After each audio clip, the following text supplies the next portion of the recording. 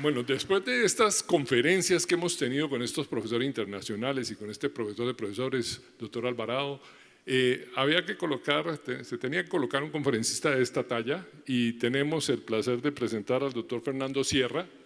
Él, ampliamente conocido por todos nosotros, es presidente de la Asociación Colombiana de Gastroenterología, jefe del servicio de endoscopia de la Fundación Santa Fe, tiene múltiples cargos previos muy importantes, siempre impactan sus presentaciones y ya verán ustedes que el tema que nos va a tratar el día de hoy sobre el tratamiento del Helicobacter pylori, más razón, menos pasión, pues él a veces siempre le pone mucha pasión, entonces estamos para escucharlo, doctor Fernando. Muchas gracias, doctor Lanzabalas. Le agradezco mucho, a mí me gusta moverme. Yo creo que para evitar las piedras que me tiran, primero tengo que felicitar al doctor Aponte y a todos sus comités por la organización de un evento como estos, que nosotros los que hemos estado dirigiendo es extremadamente el trabajo, ¿no, Carlitos? Y segundo, pues también el valor que tuvo Diego. Cuando él me llamó a que diera la charla, fue tan generoso que me dijo, ¿y de qué? ¿Me vas a invitar a mí? Y sí. ¿Y de qué quiere hablar? Ay, ¿de qué quiere que le hable? Me dijo, no, escoja lo que quiera. Le dije, yo me acordé de Willy y le dije, no, pues Helicobacter pylori. Viejo Willy, más pasión, menos razón para tratarla. Y es tan valiente que aceptó. Un berraco.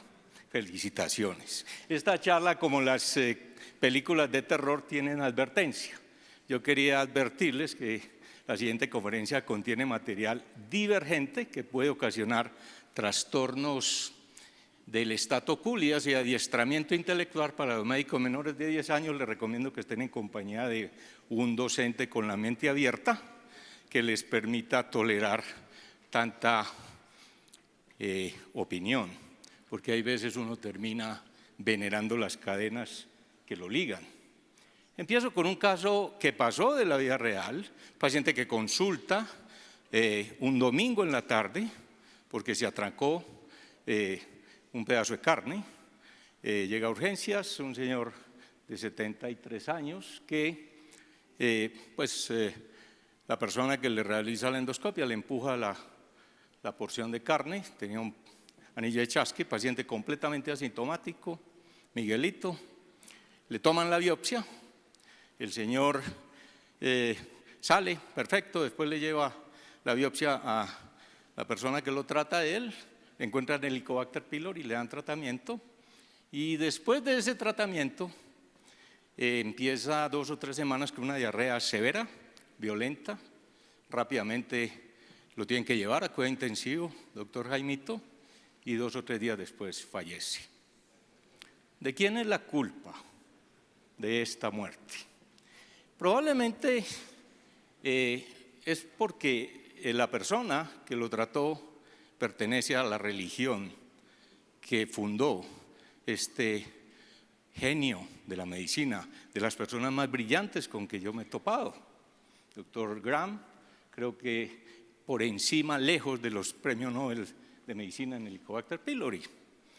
Pero esas personas tan brillantes se convierten a veces en un problema, porque es tan brillante, tan berraco, que logra hacer una religión con una sola doctrina, en un artículo que no tiene ninguna base, sino es un comentario editorial en Lancet, donde dice que lo único bueno que tiene un Helicobacter es que esté muerto. Y eso se volvió para muchos una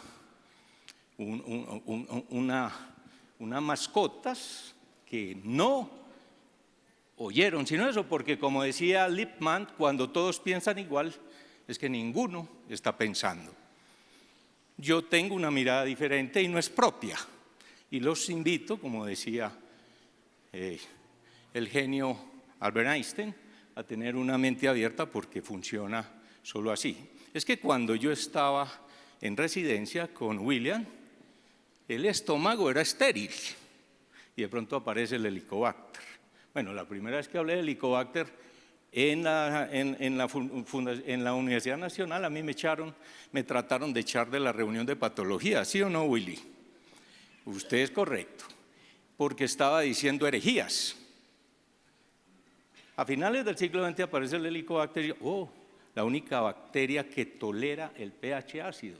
Y eso fue una bomba. Y fue una bomba, dijo, ve, cuando empezamos a estudiar, y es que nos acompaña en la humanidad hasta 58.000 años. ¿Y qué pasa? Que ahora el estómago, hasta ahora, le han encontrado 30 bacterias.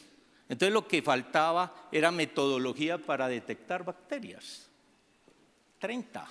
Y el camino continúa. Y eso que no sabemos cuántos hongos habrán, cuántos virus habrán, cuántas arcaes habrán, como estamos sabiendo en el colon, cuántos otros bichos aparecerán de la microbiota gástrica.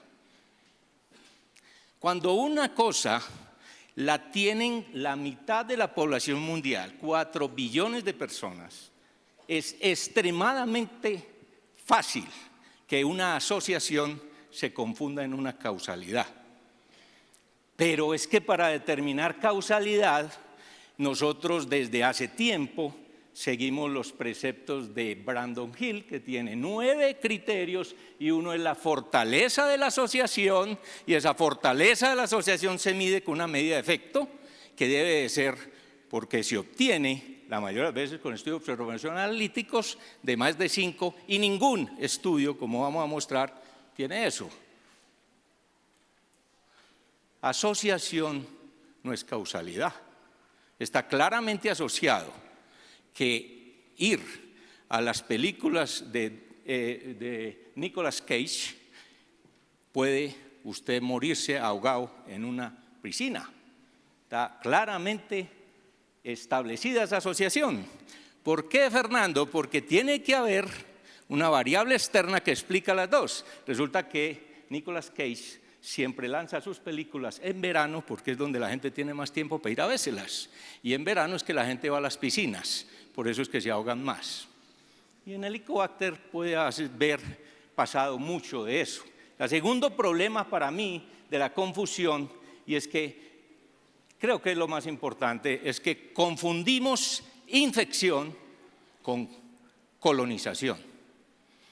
Y el espectro normal de una bacteria, usted lo puede contaminar o colonizar y quedarse ahí. Hay muchos ejemplos. La colonización del tracto digestivo con estafilococo. Hay veces, por algunas situaciones, pasa a la infección local y después se vuelve infección sistémica. Pero es que cada que vemos nosotros un paciente con Helicobacter pensamos que está en una infección. Y vaya y verá y diga infección por Helicobacter, infección por Helicobacter. Nadie dice, o ustedes han oído alguna vez el término mucohelicobacteriosis asintomática. No. Y muchas personas como yo tenemos el Helicobacter en nuestro moco, con abuela que muere de cáncer gástrico y tío que padece cáncer gástrico sin morir de él, no me lo trato, no tengo síntomas, no tengo inflamación. Y mucha gente, no soy yo, hay mucha gente que ha escrito este editorial divino, comensal, simbiótico o es patógeno el Helicobacter. El rol del Helicobacter como patógeno está lejos de los patógenos normales, como el vibrio, cólera, streptococo, piógenes y E. coli, los cuales producen una infección aguda, un proceso casi idéntico en todos los pacientes, sean niños o adultos. El Helicobacter por años se queda y en algunos expresa su infección después de varios años, 40, calcula este tipo.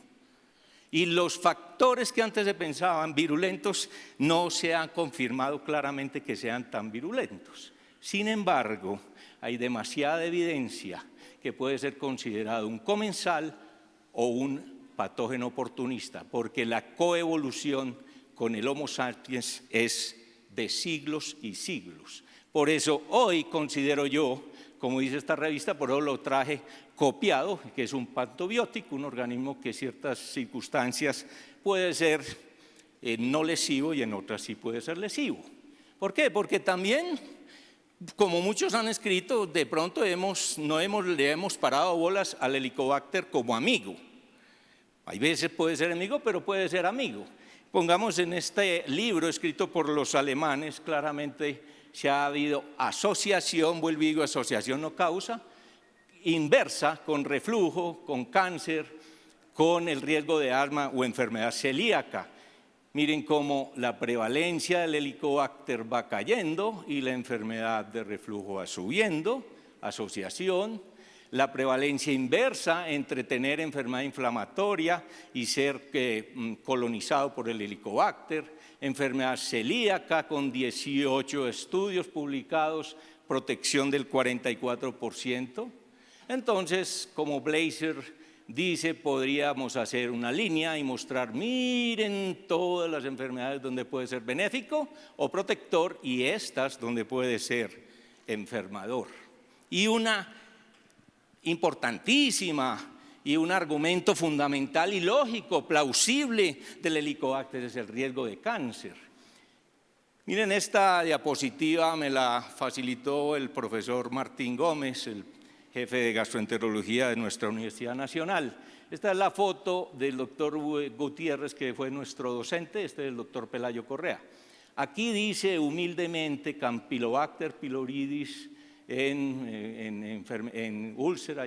Este fue con Guti y con William, nosotros fuimos el primer estudio que hicimos en Colombia. Yo me atreví a escribir ahí, nadie antes hemos podido encontrar referencia de que esa asociación podía ser unida al cáncer gástrico. ¿Correcto, Willy? Correcto. Nadie nos ha dado los méritos, fuimos los primeros.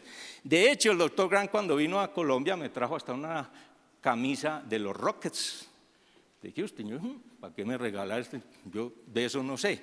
Y el señor nunca, aunque así nos lo dijo, nos reconoció ese mérito. Pero miren, ¿qué pasa con el cáncer gástrico? A pesar de que la prevalencia del Helicobacter ha estado más o menos estable, la incidencia de cáncer gástrico viene bajando.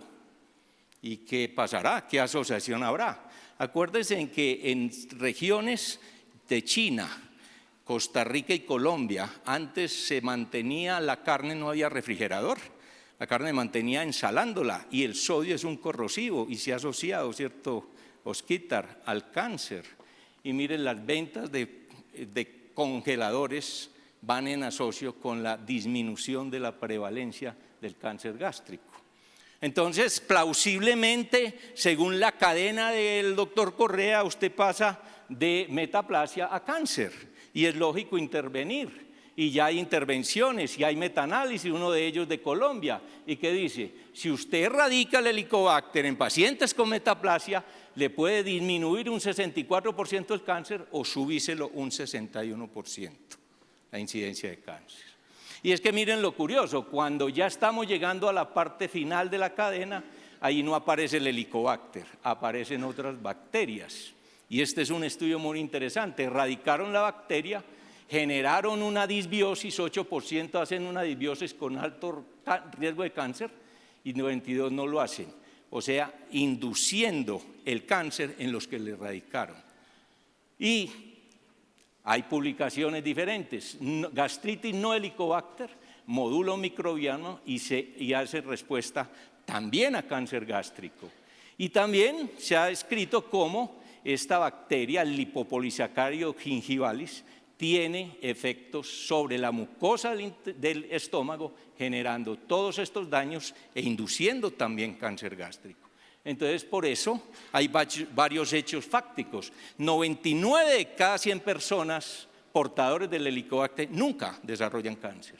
5 a 20 de los pacientes con cáncer nunca han tenido Helicobacter.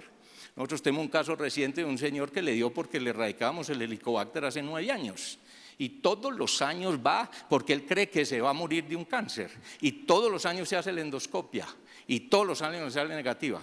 Lo acabamos de operar de un cáncer gástrico. La causalidad dispersa. ¿Por qué los pacientes que hacen úlcera duodenal no hacen cáncer gástrico? ¿Y por qué los que hacen cáncer gástrico no han tenido antecedentes de úlcera duodenal con la misma infección? Entonces, por eso creo que hay que ser un poquito más abiertos a ver una bacteria, porque ahí vienen los problemas y es la segunda fase del tratamiento.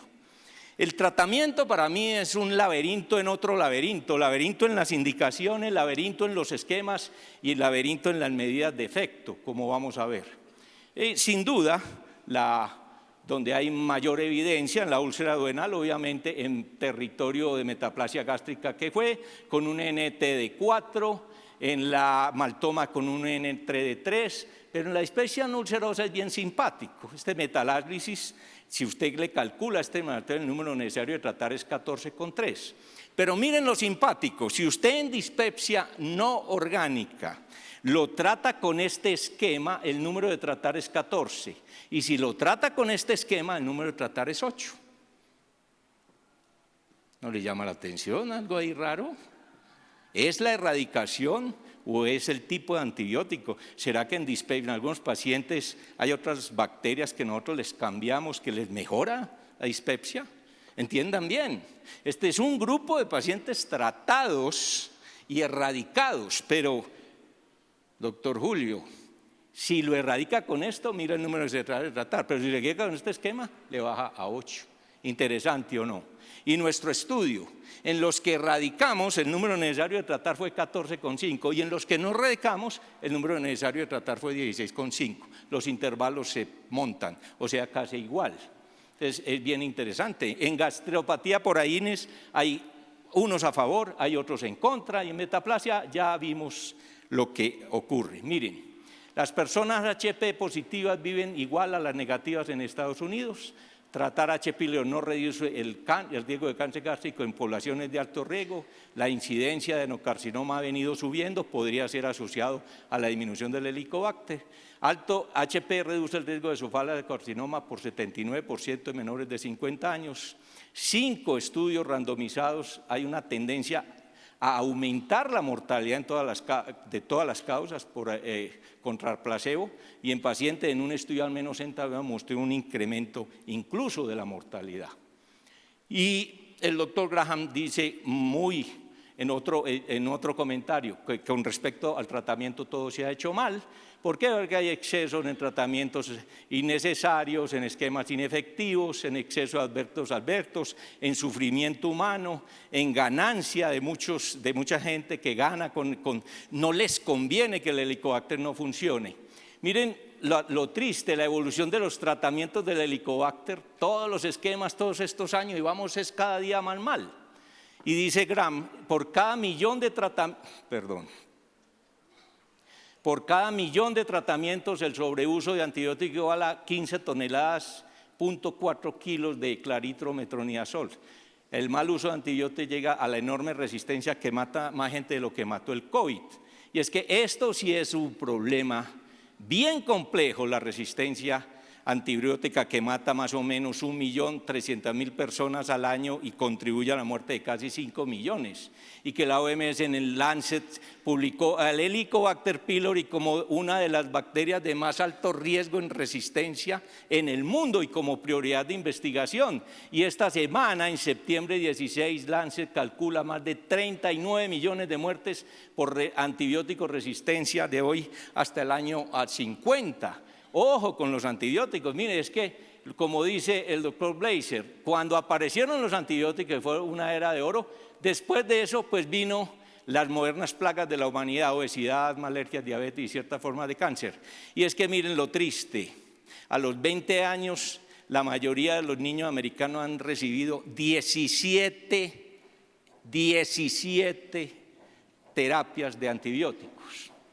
Y ¿qué podemos saber de lo que puede pasar a eso? Mira este estudio tan interesante publicado recientemente, donde esta bacteria que poseemos todos en el estómago, en el colon, que se llama Pretobella, produce un antibiótico que tiene la misma actividad que la polimixina B. Entonces, cuando demos antibióticos, ¿cuántas cosas estaremos dañando que nosotros no conocemos? El mensaje: tengan cuidado, porque también producen, como en este paciente mayor de 65 años, muerte. En Estados Unidos mueren, como en nuestro caso, casi 13 millones de personas. No pertenezcamos a la franquicia del Helicobacter, que son los grandes ganadores del problema, porque nuestros pacientes tienen que tener la mejor atención. Yo, y es mi manera y no la impongo, es lo que yo hago. Primero, yo no voy a tratar a un paciente que no tenga síntomas. Me interesa mucho estas variedades de presentación porque tienen mejores medidas de efecto, y sobre todo el paciente con antecedente de cáncer gástrico y metaplasia. Le cuento, la expresión histológica para mí es fundamental, que tenga actividad inflamatoria severa, y yo creo que ahí no está contaminando, sino le estamos dando a una infección. Y ojo que el Helicobacter nos viene en diferentes formas, en una forma no cultivable que es cocoide.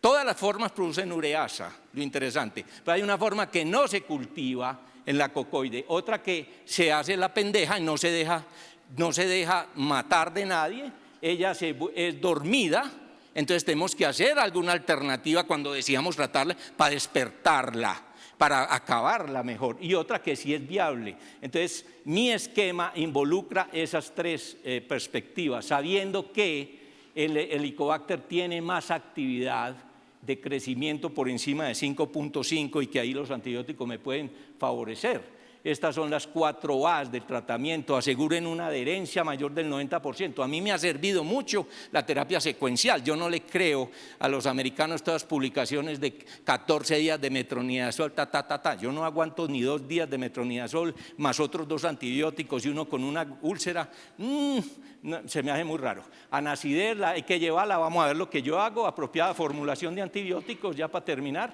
Ojo, que todos los inhibidores de la bomba de protones producen rebote ácido nocturno, recuerden eso, y que todos los inhibidores se demoran una semana para empezar a actuar. Yo veo que les empiezan el antibiótico de una vez con el IVP, y el IVP se demora más o menos 5 a 6 días para empezar a actuar, entonces yo pienso que perdemos unos días, entonces por eso mi esquema es diferente. Entonces, ¿por qué uso famotidina? Porque me controla los rebotes de ácido nocturno, y porque la famotidina inhibe una enzima que es importante para que el Helicobacter viva, entonces tiene efectos sobre una enzima y además me sirve para mantener.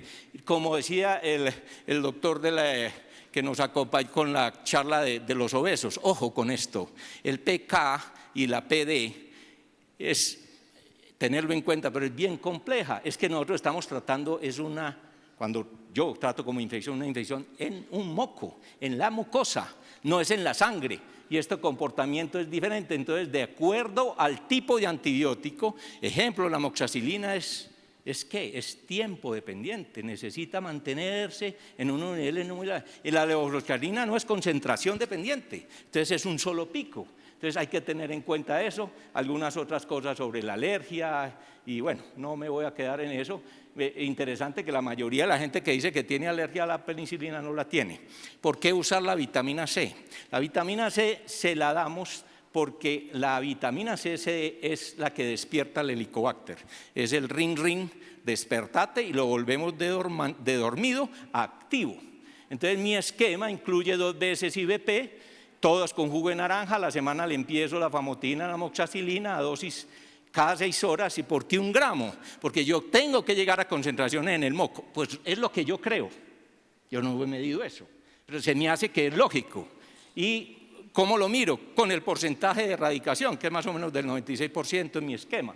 Y después se puede usar, o se usa claritro, leo, furazolidona, aquí lo tenemos. Ahora, gracias a Dios nos va a llegar el PICAPS a partir de octubre. He tenido la oportunidad de conocer el Tegoprosan, que tiene varias ventajas. Los PICAPS, primero, no necesitan nada con la comida, Carlitos. Ellos no les importa si la gente come o no come, ellos funcionan. Desde las primeras horas empieza a trabajar, entonces no necesita la semana. Y tercero, hasta ahora, todo eso es hasta ahora. Yo visité a Seúl, Corea, y me metí bien en el cuento de la droga a ver qué tenía. Y hasta ahora no se ha descrito rebote ácido nocturno, ¿cierto, Luis Carlos? No nos dijeron nada de eso allá. Entonces yo creo que este va a ser un esquema que también va a ser utilizable y que lo tenemos en cuenta. Para terminar, como lo sigo, siempre hago histología. No test de aliento, tiene falsos positivos altos, no discrimina las formas bacterianas. Usted puede tener, los cocos también tienen actividad de ureasa, baja pero la tienen, Julio. Las dormidas también tienen actividad de ureasa, entonces no discrimina, los coproanticuerpos tienen altas tasas de falsos negativos. Yo siempre, como estoy tratando una infección, voy a la histología a ver cómo lo había impactado. Termino con el caso. Probablemente si el profesional de la salud que atendió a este paciente hubiera tenido oportunidad de leer al doctor Blaser, que dijo, no todos los Helicobacter son creados igual, debemos todos eliminarlos. Yo creo que el Helicobacter tristemente entra en la epidemia del siglo XX. Overdiagnosis, overtreatment.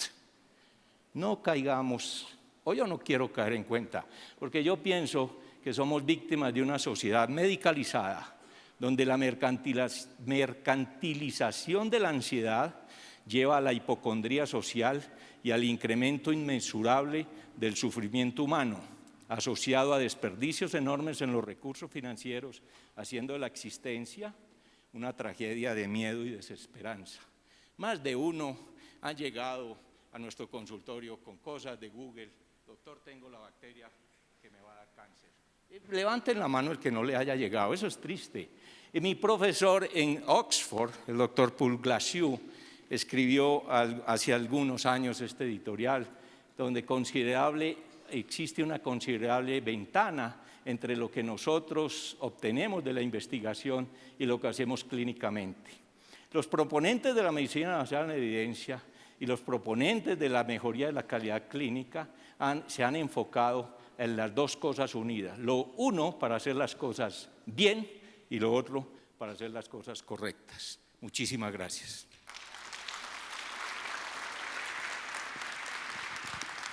Muchas gracias, doctor Sierra. Excelente presentación.